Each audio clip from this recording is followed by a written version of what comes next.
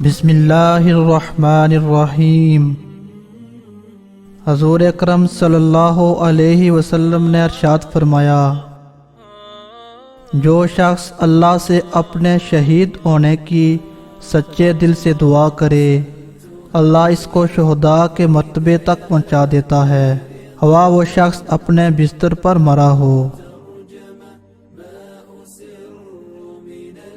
میں نے اللہ سے دعا کی کہ یا اللہ میری امت کے لیے اس کے سویرے کے کاموں میں برکت عطا فرما۔ کیا میں تمہیں دو ایسے عمل نہ بتاؤں جن کا بوجھ انسان پر بہت ہلکا لیکن میزان عمل میں بہت بھاری ہے؟ حضرت ابو ذر رضی اللہ تعالیٰ عنہ نے عرض کیا، یا رسول اللہ صلی اللہ علیہ وسلم ضرور بتائیں۔ آپ صلی اللہ علیہ وسلم نے فرمایا، خوش اخلاقی اور کثرت سے خاموش رہنے کی پابندی کرو۔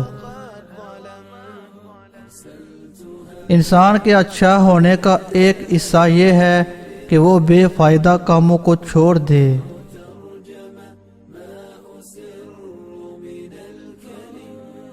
جو مسلمان کوئی پودا لگاتا ہے یا کھیتی بوتا ہے اور اس سے کوئی پرندہ یا انسان کھاتا ہے تو اس کے لیے صدقہ بن جاتا ہے۔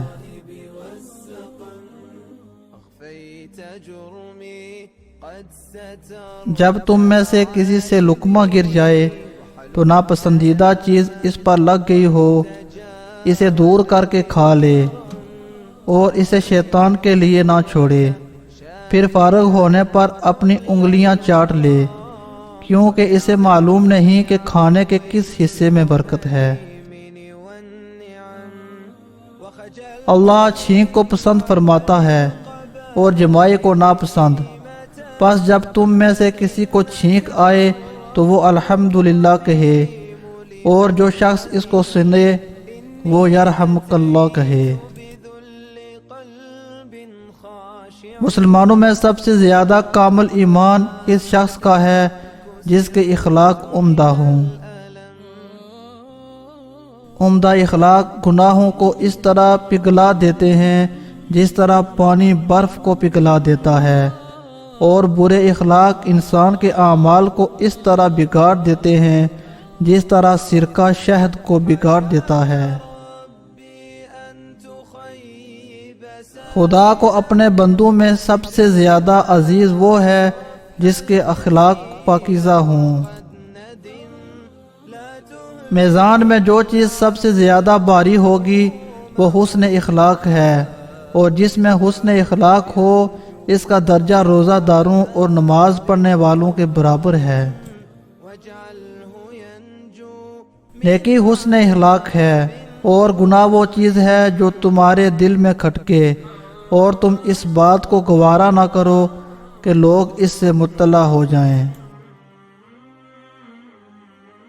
اے مسلمانوں، تم میں سب سے اچھے وہ ہیں جن کے اخلاق اچھے ہوں، اور تم میں سب سے برے وہ لوگ ہیں جو بد زبان اور بدگو ہیں۔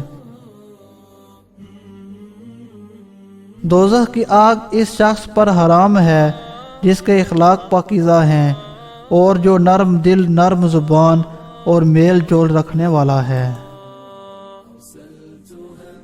بنی آدم کی نیک بختی اس میں ہے کہ ان کے اخلاق اچھے ہوں، اور ان کی بدبختی اس میں ہے کہ ان کے اخلاق برے ہوں۔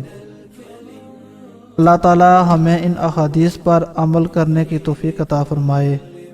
السلام علیکم ورحمۃ اللہ۔ اللہ حافظ۔